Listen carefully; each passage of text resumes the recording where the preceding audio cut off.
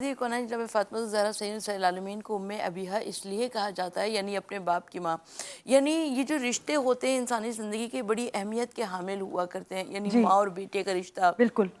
باپ اور بیٹی کا رشتہ. بے شک تو حضور نبی کریم صلی اللہ علیہ وآلہ وسلم سب کو معلوم ہے کہ آپ بغیر باپ کے دنیا میں تشریف لائے تھے. اور حضور نبی کریم صلی اللہ علیہ وآلہ وسلم 5 یا 6 برس کے ہیں کہ جب آپ کی والدہ جناب آمنہ بنت وہب کی رحلت ہو گئی جی اور ان کو مقام ابوا پر زیر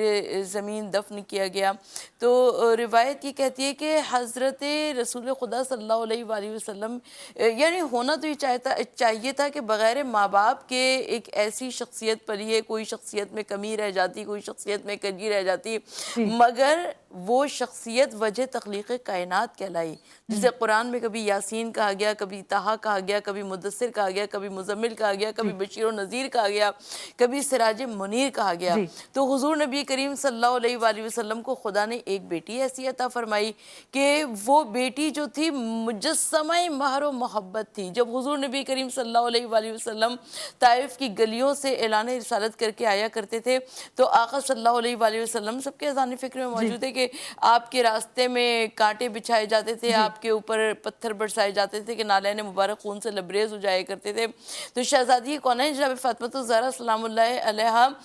اپنے بابا کی دلجوئی کیا کرتی تھی، ان کے زخموں پہ مرہم رکھا کرتی تھی. اور فاطمہ الزہرا سلام اللہ علیہا کو اس طریقے سے باپ کے ساتھ مہر و محبت اور شفقت کا سلوک کیا کہ فاطمہ الزہرا کو لقب ملا ام جی ابیہا ہاں کا، یعنی اپنے باپ کی ماں. ہمیں کائنات میں کسی کو ایسا لقب نظر نہیں آتا کہ جناب فاطمہ الزہرا سلام اللہ علیہا کو جو لقب اپنے والد کی جانب سے ملا.